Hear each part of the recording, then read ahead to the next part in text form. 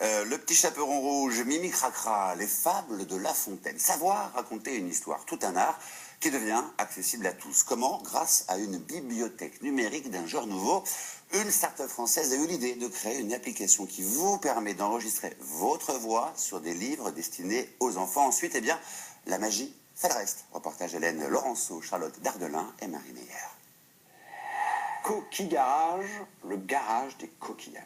Depuis 2 semaines, c'est devenu un rituel, s'installer devant la tablette pour écouter une histoire. Chloé et Malo sont très concentrés. Cette boîte de conserve fera une carrosserie parfaite. Car cette voix, ils la connaissent bien, c'est celle de Mamie Jo. Ça leur permet d'avoir un contact, même s'ils ne la voient pas, ils l'entendent. Et c'est sur un support qui est assez sympa. Leur grand-mère habite en effet à 500 km de là, sur la façade atlantique.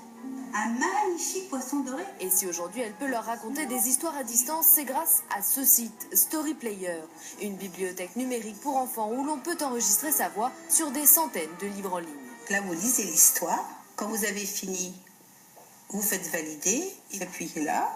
Et là, il y a marqué changer sa voix, supprimer ou partager. Et là, vous pouvez l'envoyer par Internet à la personne de votre choix. C'est pas si loin que ça, Paris, mais bon, chacun a sa vie. Chacun a sa vie. Moi, je travaille, je suis une femme active, donc c'est pas évident non plus. Et c'est justement parce que ses parents avaient le même problème qu'Édouard Morange a eu l'idée de ce concept. Et quand mes parents ont pris leur retraite, ils sont partis en province et ils ont regretté de ne plus pouvoir lui lire des histoires aussi fréquemment.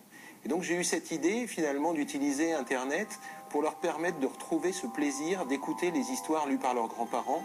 Le site fonctionne par abonnement payant, un moyen ludique de se rapprocher de sa famille et d'éduquer les enfants qui peuvent, tout en s'amusant, s'entraîner à lire à haute voix.